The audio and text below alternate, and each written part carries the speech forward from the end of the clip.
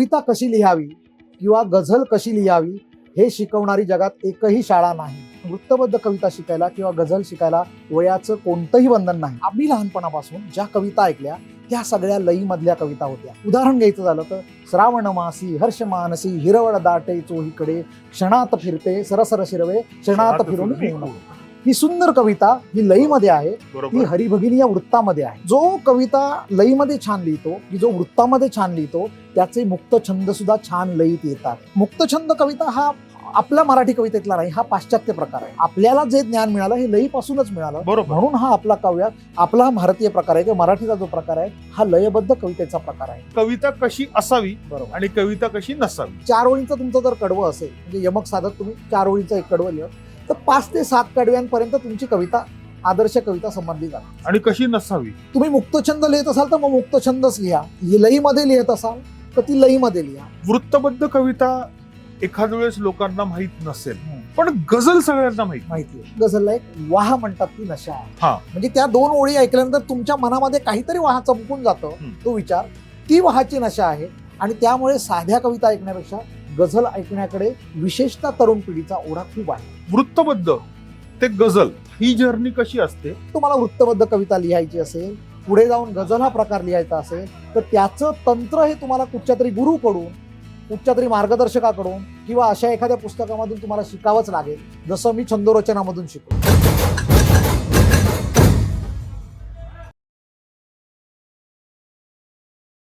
कवी हा ना खूप वेगळा प्रकार आहे. म्हणजे मी स्वतः थोड्याफार कविता करतो त्यामुळे मला कविमन काय असतं हे चांगलंच माहिती आहे. पण आज जे आमचे मित्र आलेले आहेत ते गुरुमित्र आहेत. आमचे गुरु आहेत आणि मित्र आहेत म्हणून ते गुरुमित्र म्हणतोय मी.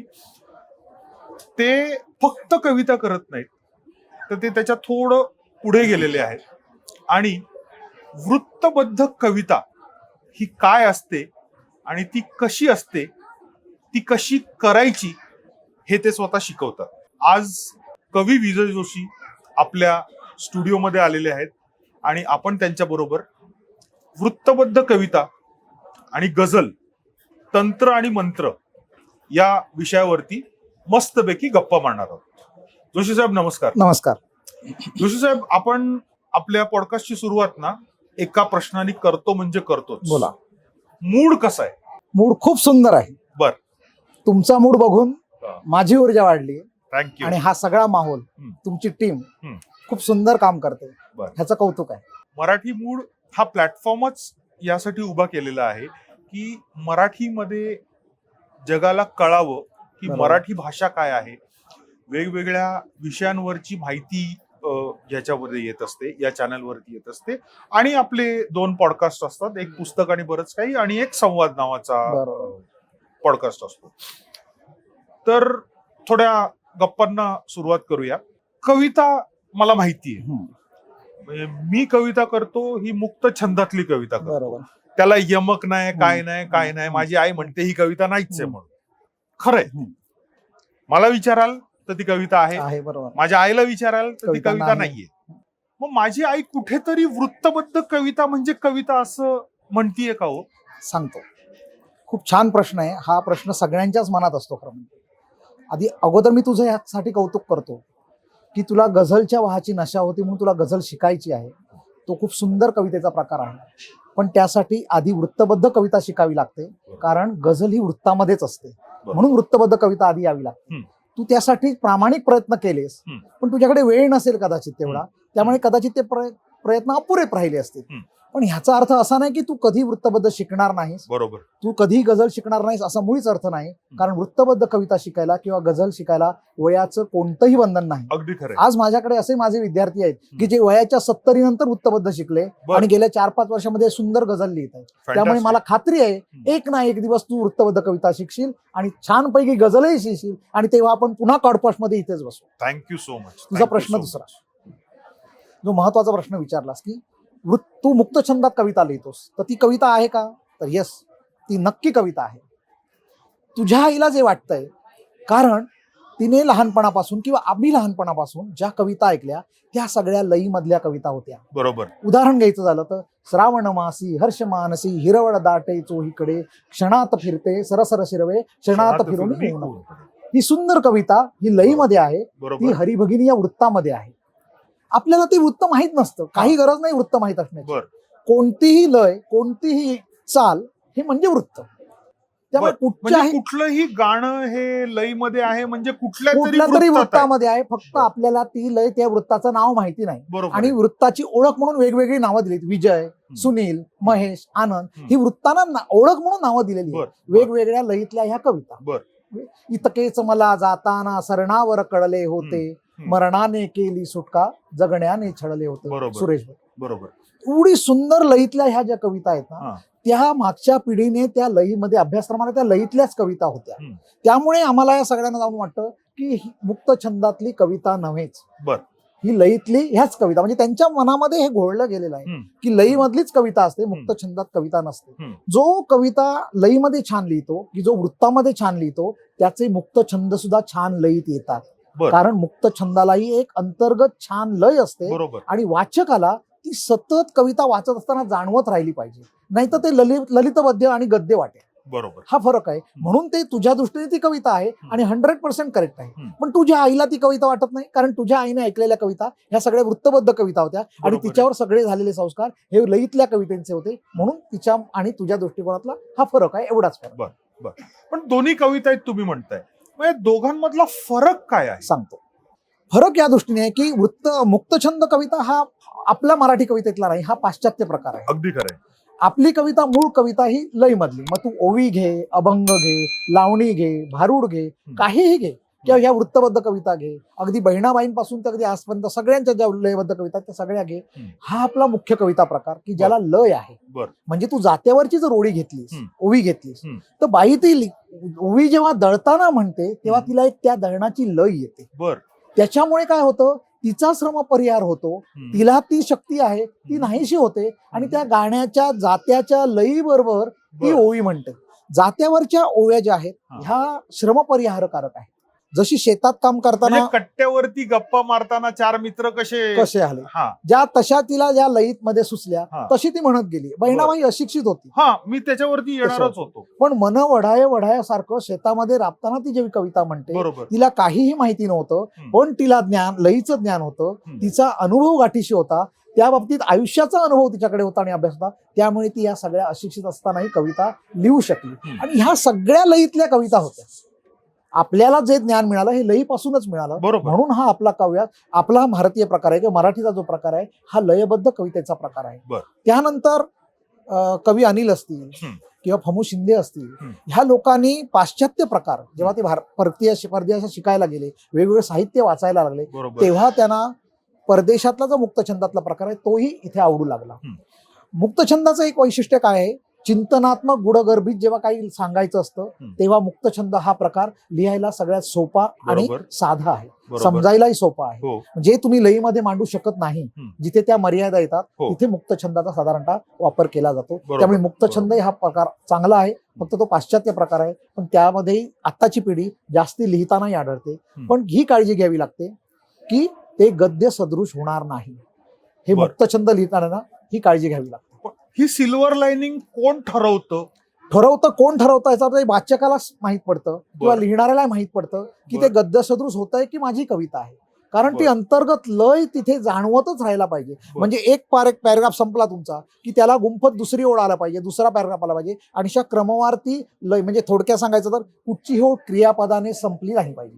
ही जर तुम्ही एक काळजी घेतली तर तो तुटकपणा तुम्हाला जाणवणार नाही. ओळीत ओळ गुंफत गेली पाहिजे कुठे, आणि तो पुढे क्वेश्चन मार्क राहिला पाहिजे किंवा समक्ष क्रमशः जे म्हणतो ते आलं पाहिजे पुढे, तेव्हा तो गुंफत जाते आणि ती मुक्तछंदातली छान कविता होते. फुलस्टॉप कुठे नसतो, त्याला फुलस्टॉप नसतो. म्हणून क्रियापदाने ओळीचा शेवट करण्याची थोडी काळजी घ्यावी. ते कसं करू नये त्या मुक्तछंदात बऱ्यापैकी. माझं सांगू का, मी जेव्हा इंग्लिश मध्ये कविता करतो तेव्हा ती मीटर मध्ये असते, ती राईम मध्ये असते, कारण मी शिकतानाच तसं शिकलो. बरोबर आहे. पण मराठी मी कविता म्हणून कधी शिकलो नाही. ठीक आहे, शाळेत शिकलो पण ते तेवढ्या पुरतच. बरोबर. पण जेव्हा मी हे करायला लागलो तेव्हा मला मुक्तछंद हे इझी वाटायला लागलं. हो, ही पहिली पहिली गोष्ट. गोष्ट बरोबर. आणि तुमचा क्लास मी जॉईन केला, बरोबर. मला काही जमलं नाही ते.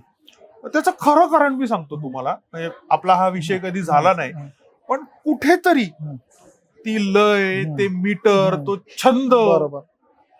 मला कुठेतरी असं बंधन वाटत होतं. बरोबर. आणि कवीला बंधन सहन होणं सहन शक्यच होणं. नाही. बरोबर. म्हणून कुठेतरी त्याला फुल स्टॉप न देता कॉमा लावला आपण. लावला. बरोबर.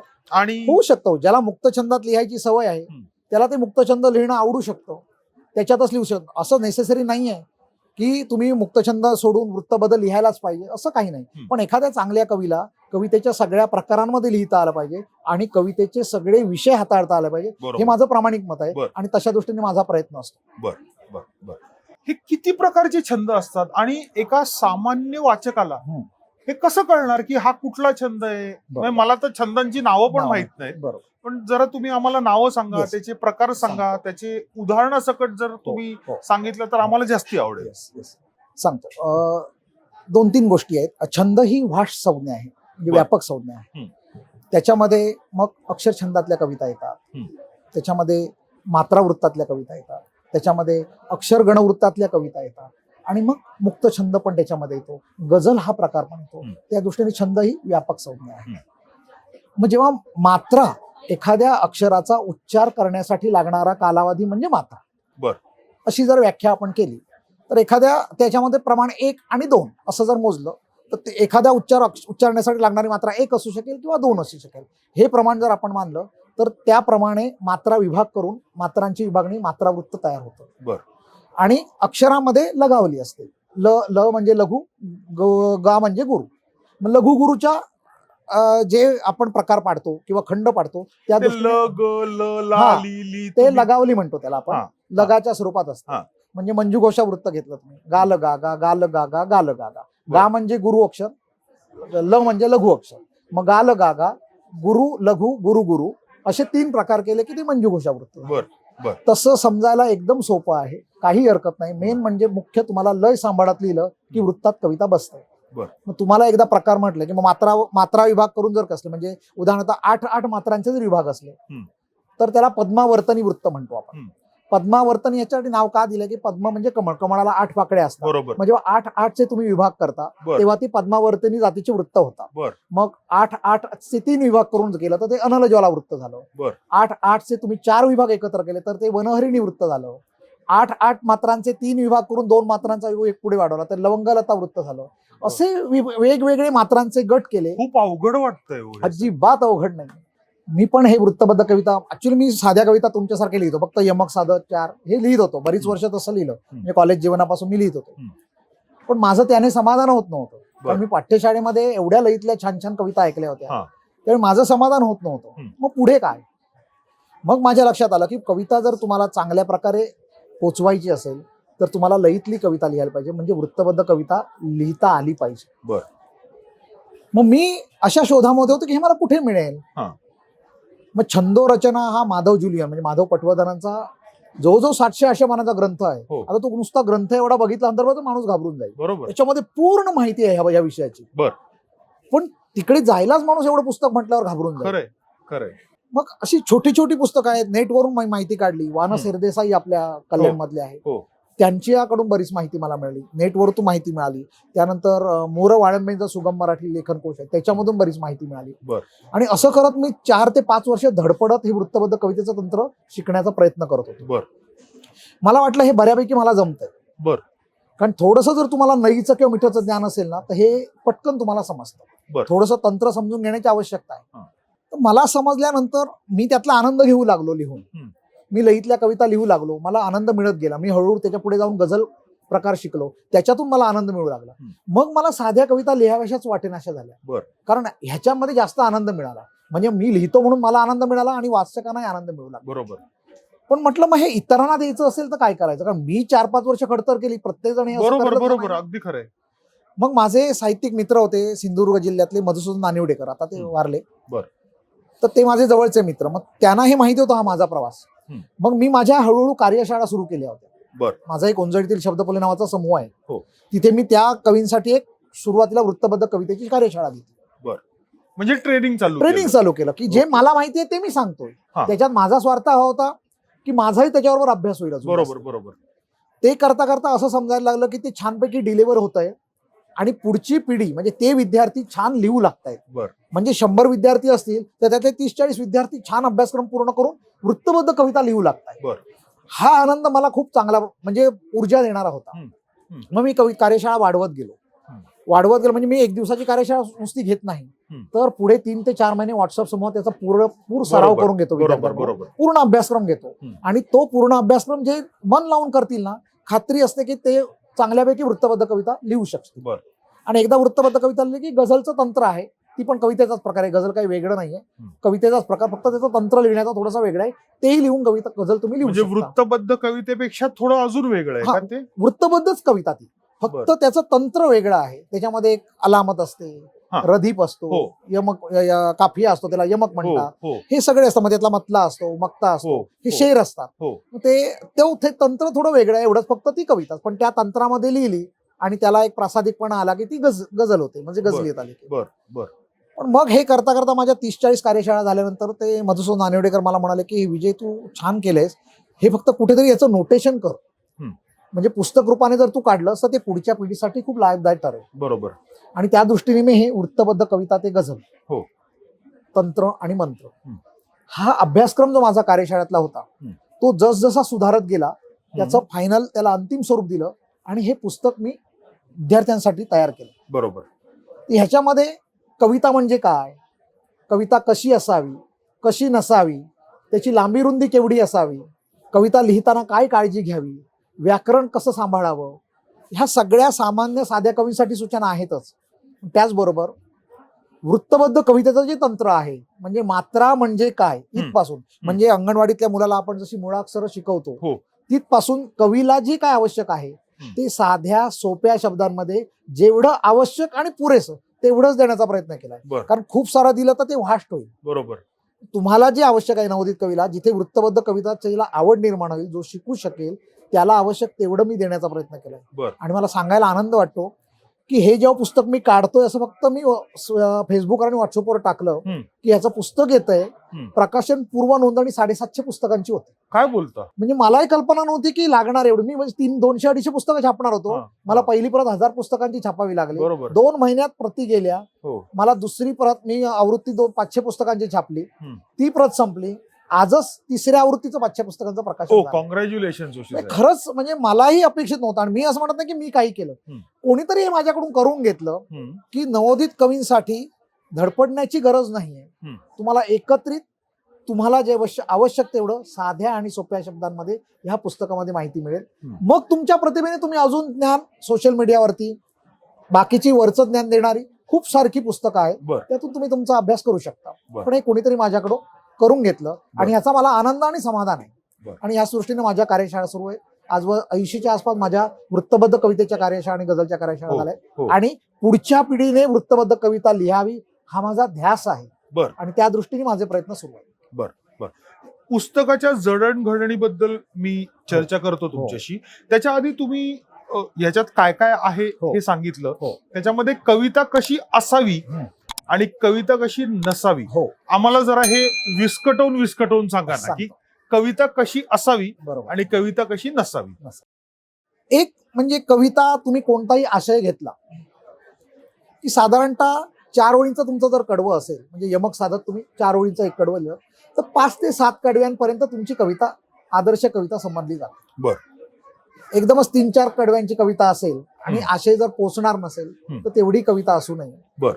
किंवा खूप लांब लचक, मला खूप काही सुचतंय म्हणून मी 10-12 कडवी लिहिली, एवढी मोठी कविता असू नये. कवितेचा मूळ उद्देशच असा आहे की मोठा आशय किंवा जे काही तुम्हाला सांगायचंय ते कमीत कमी शब्दामध्ये तुम्हाला वाचकांपर्यंत पोहोचवायचं. नाहीतर तुम्हाला लेख, निबंध, ललित हे प्रकार साहित्यातले उपलब्ध आहे. पण मग कविता लिहायची असेल तर 5 ते 7 कडव्यांची कविता ही आदर्श कविता ठरते. नाहीतर तुम्ही खूप सारी मोठी कविता लिहिलीत, काय होतं, वाचक जेव्हा वाचत जातो ना 5-6 कडव्यापर्यंत तो वाचतो. नंतर जसं वाढत घेतं त्याचा उत्साह कमी होतो. मग ती कविता कितीही चांगली असली तर तरी ती दुर्लक्षित राहते. पोचत नाही, दुर्लक्षित होतं. पोचण्याचा प्रश्न कुठला, ती दुर्लक्षितच राहते, वाचक सोडून देतो ती कविता. बरोबर. पण तीच कविता 5 ते 7 कडव्याची असेल तर वाचकाची तेवढी वाचण्याची क्षमता असते आणि तो त्याच्यातून आनंद घेतो. त्यामुळे तुम्हाला सुचलेला आशय हा 5 ते 7 कडव्यांमध्येच बसवता आला पाहिजे आणि ते कसं आहे कवीचं, आणि ते तुम्हाला पाळणं आवश्यक आहे. खूप काही सुचलं म्हणून खूप काही लिहिलं तर तसं कवीने अजिबात करू नये. तहान लागलेल्या माणसाला जेवढं पाणी द्यावं की त्याची तहान भागेल. खूप अपुरं पाणी दिलं तर तहान भागणार नाही. बरोबर. खूप जास्ती पाणी दिलं तर त्याचंही महत्व राहणार नाही. हो. तहान हो. भागण्यावर जर पाणी दिलं ग्लास हो. तर त्याचं महत्व असतं. एवढीच कविता असते. आणि कशी नसावी. कशी नसावी. एक तर तुम्ही मुक्तछंद लिहित असाल तर मग मुक्तछंदच लिहा. बर. लईमध्ये लिहित असाल तर ती लईमध्ये लिहा. मिक्सअप करू नका. वाचणाऱ्याचा गोंधळ नाही झाला पाहिजे बर. की मी आधी कुठेतरी लईमध्ये वाचतोय आणि लगेच मग मुक्तछंद कुठे सुरू झाला. मुक्तछंदात तुम्ही छान कविता लिहू शकता. एक तुमचा विचार संपला की त्याला जोडत दुसरा विचार मांडू शकता, तिसरा विचार मांडू शकता आणि मुक्तछंदात कविता लांबते थोडीशी, ते ग्राह्य आहे. पण मुक्तछंद असा नसावा की निबंधासारखा लिहिलाय. मग ते गद्यशत्रूत मग तुम्ही मुक्तक लिहिताय, स्फुटक लिहिताय, असं काहीतरी होईल. तर ते कवितेचं स्वरूप राहिलं पाहिजे. मग ती सुद्धा कविता 25-30 ओळींपर्यंत जर सीमित राहिली तर ती मुक्तछंदातली चांगली कविता होऊ शकते. आणि चिंतनपर लिहिण्यासाठी, विषय मांडण्यासाठी मुक्तछंद हा सुंदर काव्य प्रकार आहे. मग ते उगीच मी ओढून ताणून लईत लिहिण्याची काहीही गरज नाही. मग तुम्ही मुक्तछंदामध्ये कविता लिहा. आणि लईत मध्ये लिहायची असेल मग तिथे तुम्हाला चांगले यमक साधत लिहिता येते. तिथे तुम्हाला अलंकार, प्रमेय, मिथक असं तुम्ही काही काही अनेक वापरू शकता. ते त्याच्यामध्ये आलं पाहिजे. काहीतरी मी बोलीभाषेतलं साधं लिहितोय मग ते रटाळ वाटतंय असं कवीने कधीही करू नये. छान कविता, जो आशय परिपूर्णरित्याने पोचेल, ही कवीने काळजी घ्यायला पाहिजे. अतिशय चांगल्या शब्दात, सोप्या शब्दात तुम्ही आम्हाला समजावून सांगितलं की कविता कशी असली पाहिजे आणि कशी नसली पाहिजे. आपण परत या पुस्तकाकडे येऊया. 4-5 वर्ष तुम्ही धडपडत होतात आणि हे पुस्तकाचं मटेरियल जमा करत होता. तुम्ही पुस्तकाचं मटेरियल जमा करत नव्हता. तुम्ही स्वतःच्या शिक्षणासाठी, स्वतःला अपग्रेड करण्यासाठी हे सगळं करत होतात. काय काय केलं हे सगळं मटेरियल जमवण्यासाठी? काय काय केलं आणि कुठे कुठे गेलात हे सगळं शोधायला? सांगतो. जे मान्यवर अगोदर जे कवी आहेत आतापर्यंत होऊन गेले, म्हणजे विंदा करंदीकर असतील, कुसुमाग्रज असतील, तुमचे सगळेच कवी, जुने काळातले सगळे कवी, पाडगावकर असतील, अगदी वसंत बापट पासून करंदीकर, सगळे कवी असतील, जे कोणी लईत लिहितायत त्यांच्या मी कविता वाचत होतो. मग तिथे मला जाणवत होतं की कविता वाचताना लईमध्ये कुठेही तुटकपणा येत नाही. म्हणजे ती चांगली लय जाणवते. म्हणजे काहीतरी त्यांनी क्रमवारी साचेबंद बांधलेली आहे. म्हणजे त्यांच्या कविता अशाच झालेल्या नाहीयेत, तर त्यांनी हे सगळं शिक्षण घेतलेलं होतं म्हणून त्यांच्या या कविता सगळ्या वृत्तबद्ध येत होत्या. पण ह्याच्यावर तेवढं संशोधन झालेलं नव्हतं. लय आपल्याला आवडते, मला कविता आवडते, इथपर्यंतच आपण होतो. पण त्याच्यामागे त्यांच्याही प्रेरणा होत्या, त्यांची मेहनत होती. या सगळ्या लोकांनी ह्या कवितेचा अभ्यास केलेला होता. मग मी ह्याच्यासाठी वान सरदेसाईंचं बरंच, कारण वान सरदेसाई वृत्तबद्ध कवितेबद्दल छान आदर्श आहे. आज नेटवरती तुम्ही शोधला तर त्यांचं मिळेल. तर ते छान वृत्ताची माहिती देऊन त्यांची गझल किंवा कविता ते सादर करतात. खूप सुंदर लिहितात ते, रुबाई पण लिहितात.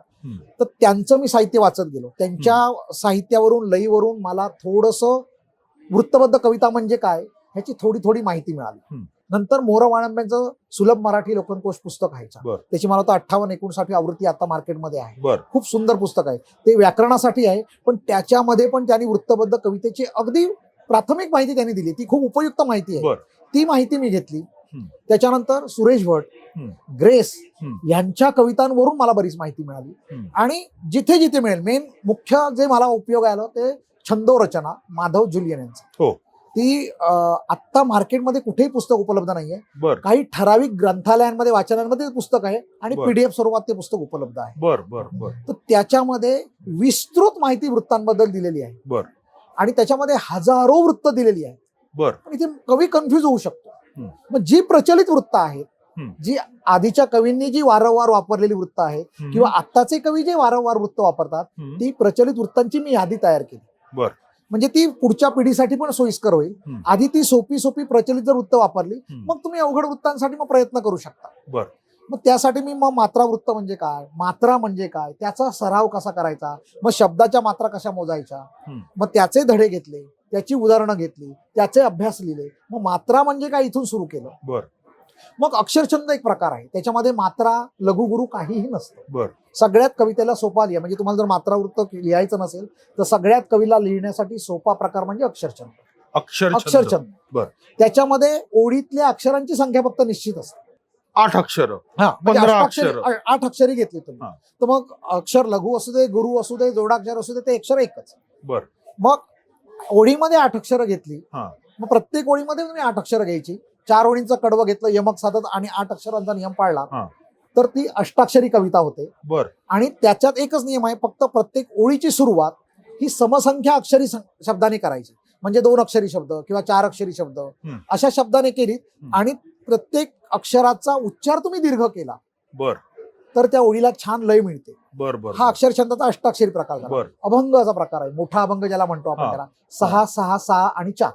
बर. म्हणजे पहिले 3 खंड 6 अक्षरांचे आणि शेवटचा खंड जो आहे तो 4 अक्षरांचा आहे. बर. तिथे अक्षर मोजायची, तिथे मात्रा लघुगुरु काही प्रकार नाही. बर. मग सुरुवात जर तुम्ही अक्षरछंदापासून केली तर एखाद्या कवीला छान लय मिळते. बर. मग मात्रावृत्त शिकू शकता. मात्रा म्हणजे काय लिहायचं, मग मात्रावृत्ताचे प्रकार, मग 8 मात्रांचे गट, 6 मात्रांचे गट, 4 मात्रांचे गट, असे बर. करून मात्रावृत्ताचे प्रकार होतात. हा. मग लघुगुरूची लगावली जर दिली तर म्हणजे मात्रा तेच मुलाच्या, पण लघुगुरूचा जे विभाग दिलेले असतात ते सांभाळत कविता लिहिली की अक्षरगण वृत्तातली झाली. मग इथपर्यंत प्रवास मी तो लिहून काढला. मग सगळं बर. म्हणजे अक्षरछंदासाठी काय काय तुम्हाला करावं लागेल, मग त्याचे प्रकार कोणते, मग मात्रा वृत्तासाठी मात्रा मोजाव्या लागतात, मग मात्रा विभागाचे प्रकार कोणते, मग मात्रा वृत्तातले कोणते प्रकार आहेत, मग अक्षरगणवृत्त लिहिताना तिथे लगावली कशी आहे, मग त्या लगावलीचे खंड कसे आहेत, मग त्यातली प्रचलित वृत्त कुठची, आणि मग ती उदाहरणं देणाऱ्या माझ्याच कविता मी इथे लिहिली. तुमच्याच कविता. माझ्याच कविता काय लिहिल्या, दुसऱ्या कोणाच्या घेतल्या असतं तर कॉपीराईटचा इश्यू आला असता. मग प्रत्येकाची परमिशन घेत बसा, हे सगळे व्याप टाळण्यासाठी मी माझ्याच कविता ह्याच्यामध्ये घेतल्या, म्हणजे माझा कॉपीराईटचा इश्यू नाही आला. बरोबर. आणि ती उदाहरणं पण मी तिथे प्रत्येक कवितेची 4-4-5 म्हणजे मात्रावृत्तातल्या 4-5 कविता आहेत, अक्षरगणवृत्तातल्या 4-5 कविता आहेत, गझल मधल्या 4-5 गझल आहेत, अक्षर छंदातले आहे, इव्हन मुक्त छंदातलं पण तिथे दिले. मग मुक्त छंद लिहिताना काय काळजी घ्यावी, त्यातल्या काय कविता आहेत, मग ते भाव कसे पोचले पाहिजे, हा सगळा अभ्यासक्रम मी क्रमाने मांडला. मग तो पुस्तक रूपाने काढला. बर.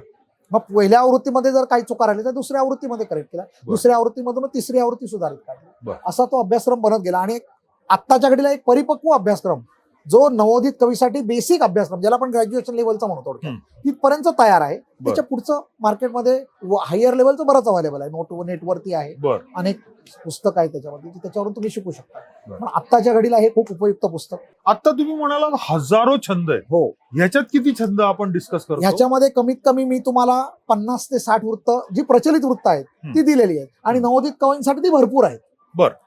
त्याच्या पुढे जाऊन तुम्ही लिहू शकता. बर. वेगवेगळी आहे त्याच्यामध्ये, पण जी प्रचलित आहे, जी मागच्या कवीने वापरली किंवा आत्ताची पिढी जी वापरते, ती एक 50 ते 60 वृत्तांची प्रचलित वृत्तांची यादी, त्याच्या मात्रासहित, लगावली सहित, नावासहित सगळी माहिती याच्यात दिलेली. बर.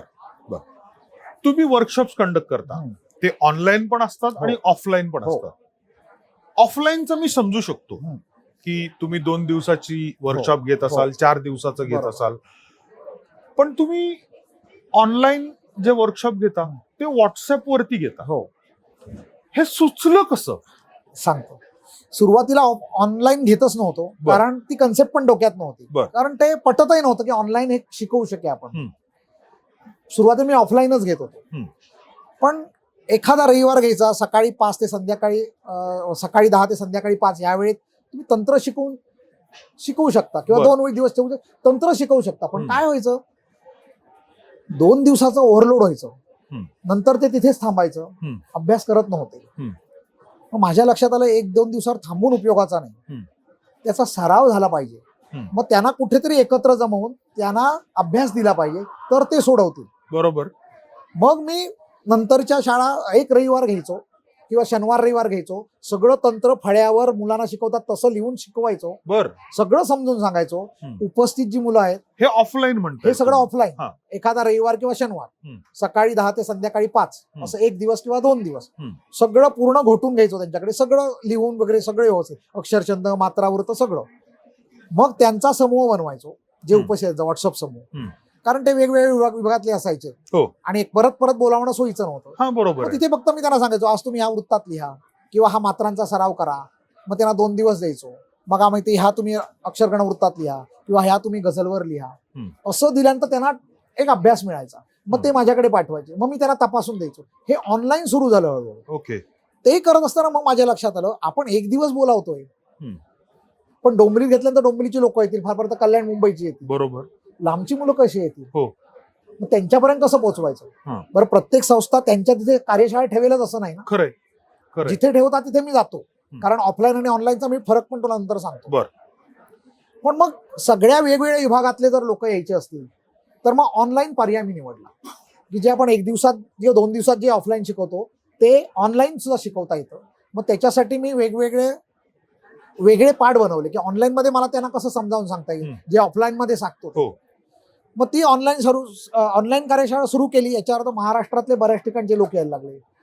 Germany, Australia, America, Japan, Singapore, Sri Lanka, इथले सुद्धा विद्यार्थी माझ्या कार्यशाळेत शिकले ऑनलाईन मध्ये आणि आज छान वृत्तबद्ध कविता लिहू लागले.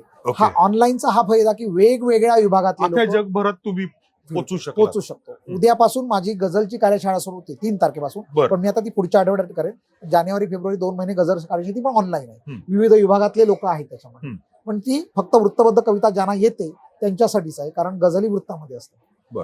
ऑफलाईन मध्ये फायदा काय होतो, 1 दिवसाचं जे तंत्र आहे ना ते कनेक्ट होऊन, जसं गुरुजी शिक्षक मुलांना शिकवतात ते कनेक्ट होऊन जे शिकवणं आहे ना ते पूर्ण तंत्र 1 दिवसात तुम्हाला समजावता येतं आणि पुढे फक्त सराव एवढाच भाग राहतो. मग त्यामुळे ती कार्यशाळा साधारणतः 1 दिवसाचा सरावाने पुढे 2 महिने चालू शकते.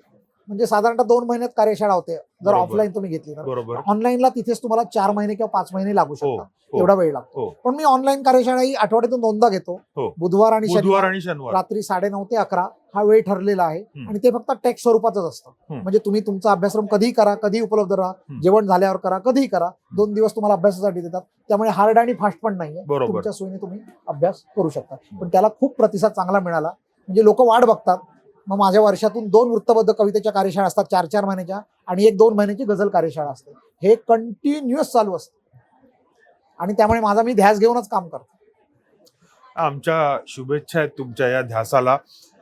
आम्हाला सांगा, आमची कुठे मदत हवी आहे, आपण नक्की याबद्दल काहीतरी काम करूया. नक्की नक्की, मला आवडेल. आता मी गझलेकडे येतो. वृत्तबद्ध कविता एखाद्या वेळेस लोकांना माहित नसेल, मी सामान्य जनतेच्या अनुषंगाने म्हणतोय, पण गझल सगळ्यांना माहिती आहे. का असं सांगतो. गझल माहिती आहे ह्याचा अर्थ त्या गझल म्हणजे शेर जो असतो, एक शेर 2 ओळींचा म्हणजे ती एक कविता. बरोबर बरोबर बरोबर. म्हणजे तुम्हाला जो आशय मांडायचा आहे तो 2 कवितेमध्ये मांडता आला, 2 ओळींमध्ये मांडायचा असतो. आणि अशा प्रकारे गझल लिहिणं म्हणजे खऱ्या अर्थाने सुरेश भट सरांनी आपल्याकडे मराठीमध्ये गझल रुजवली. म्हणजे माधव जुलियन पटवर्धनांनी ती कविता गझल हा प्रकार मराठीमध्ये आणला खरा, पण खऱ्या अर्थाने जी कविता गझल हा प्रकार मराठीत होता तो सुरेश भट सरांनी. आणि आत्ताची जी पूर्ण पिढी आहे, म्हणजे आता गझल कट्ट्यावरती गझल चालू आहे, ती सगळी ही पिढी आहे ही सुरेश भटांनी आखून दिलेल्या बाराखडीवर, म्हणजे त्यांनी दिलेल्या मार्गदर्शक तत्वांवरती ती गझल लिहिली जाते.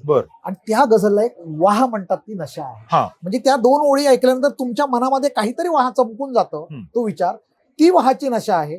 आणि त्यामुळे साध्या कविता ऐकण्यापेक्षा गझल ऐकण्याकडे विशेषतः तरुण पिढीचा ओढा खूप आहे. म्हणून तुम्ही म्हणता की गझल लोकांना कळते, गझल आवडते. कळते असं मी म्हणतो, आवडते. पण जे गझल मांडतात किंवा जे गझल सादर करतात त्यांनी हा वृत्तबद्ध कविता, ते गझल, हा सगळा अभ्यासक्रम, हा सगळा प्रवास केलेला असतो. त्यामुळे ते गझलचा आनंद देऊ शकतात. पण गझलचा रसिक आम रसिक सुद्धा असतो, त्याला खूप गझल आवडते, कारण गझल ही वेगळी ऊर्जा देते. त्यामुळे तो वेगळा काव्य प्रकार आहे त्यासाठी. त्यामुळे गझल ही वेगळी मांडली जाते त्यासाठी, कारण त्याचा प्रेक्षक वर्गही वेगळा आहे. आणि ते तुम्ही गेला तर तुरुंब गर्दी तुम्हाला दिसेल. हो, मी स्वतः अनुभव घेतलेले आहेत. ती नशा वेगळी आहे गझल. गझल ऐकणाऱ्याचे क्राऊड हा खूप मोठा आहे आणि गझल सादर करणारा क्राऊड पण तेवढाच आहे. आता तुम्ही भीमराव पंचाळेंचं नाव घेतलं, गझल सादर करण्यामध्ये खूप माहिती, आणि त्यांच्या मैफिली होतात.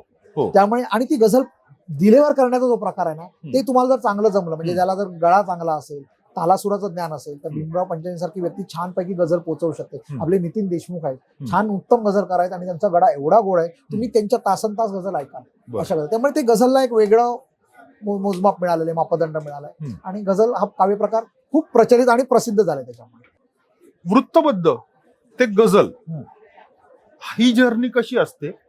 जर्नी कशी असते म्हणण्यापेक्षा कुठे खडतर मेहनत ही घ्यावीच लागते. हम्म. अवघड नाहीये पण अशक्य नाहीये. हम्म.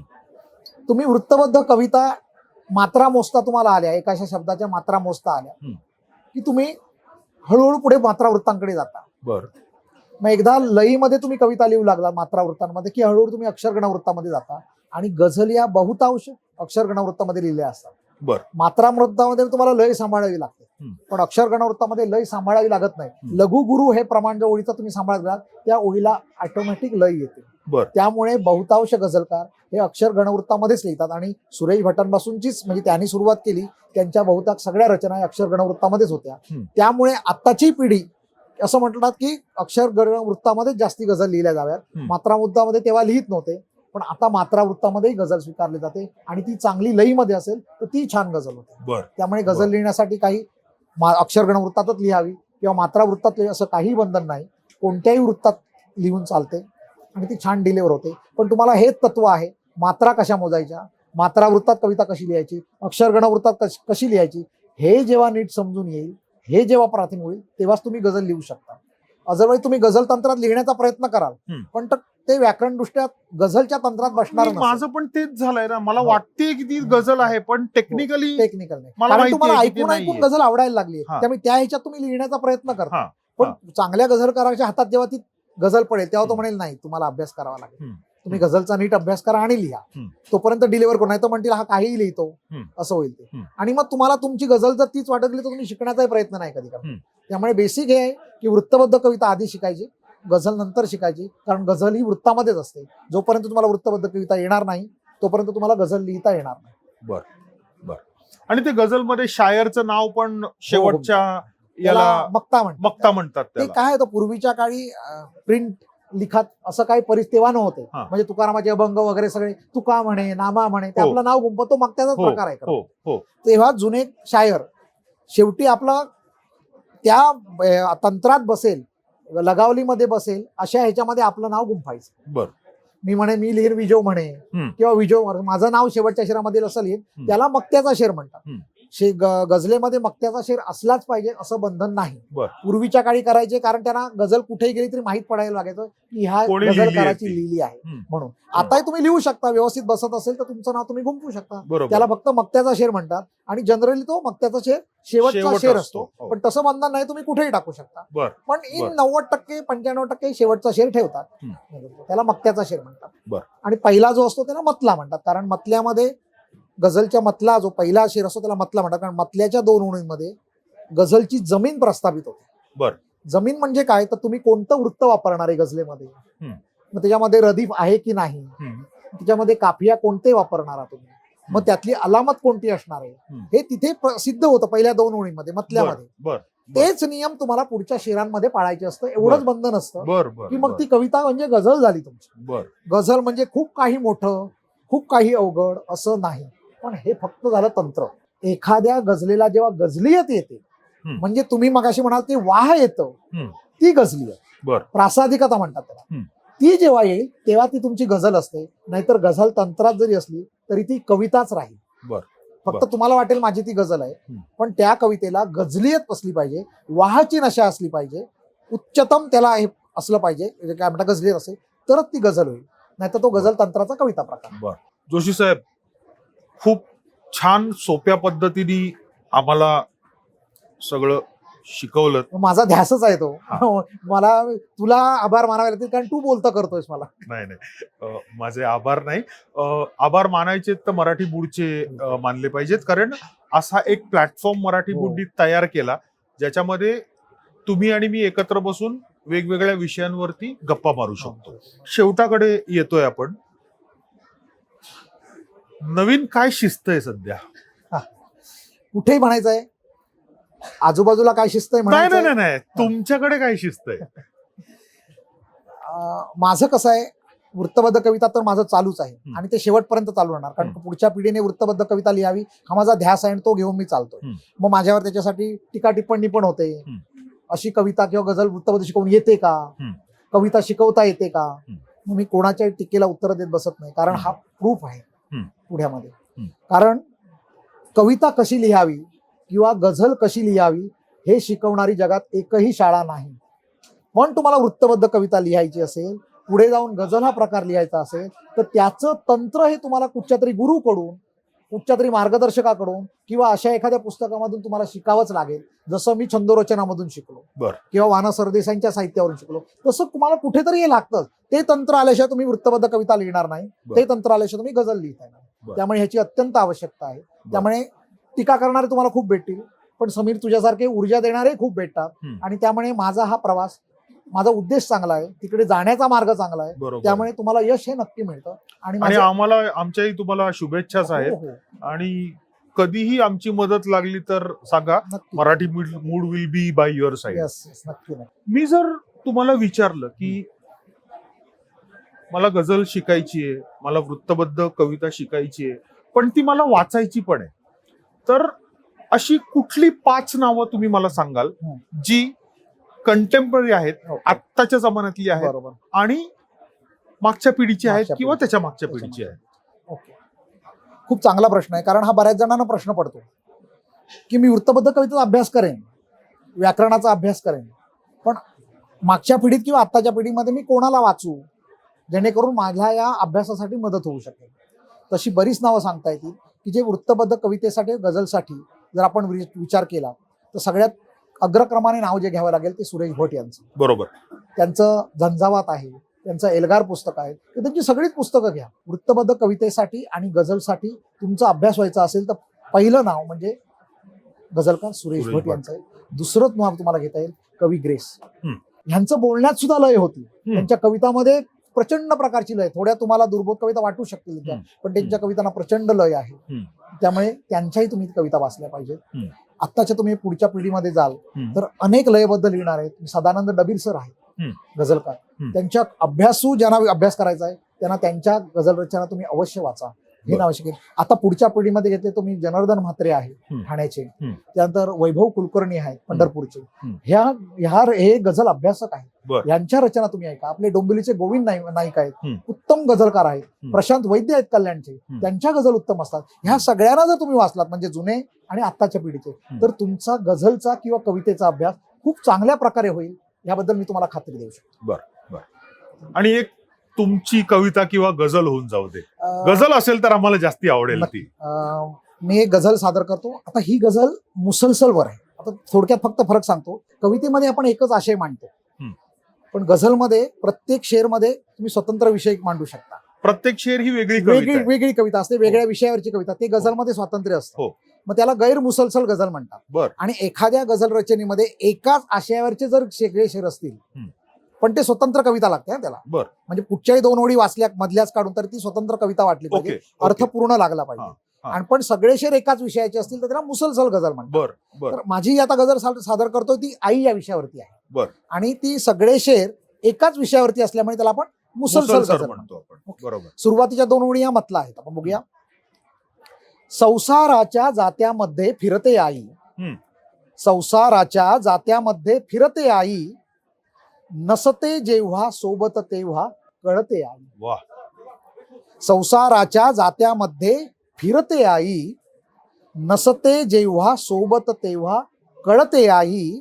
आणि पुढचा शेर असा की संसाराचे सुखचिंतूनी दिवा लावते, संसाराचे सुखचिंतूनी दिवा लावते, मंद तेवते प्रकाश देते जडते आई, नसते जेव्हा सोबत तेव्हा कळते आई. सोशिकतेने दुःख पचवते सदा सर्वदा, सोशिकतेने दुःख पचवते सदा सर्वदा, कुणा न कळता आत्मनातून रडते आई, नसते जेव्हा सोबत तेव्हा कळते आई. आजही जेव्हा आठवणींची शाळा भरते, आजही जेव्हा आठवणींची शाळा भरते, गोठा अंगण माझ घरातून दिसते आई, नसते जेव्हा सोबत तेव्हा कळते आई.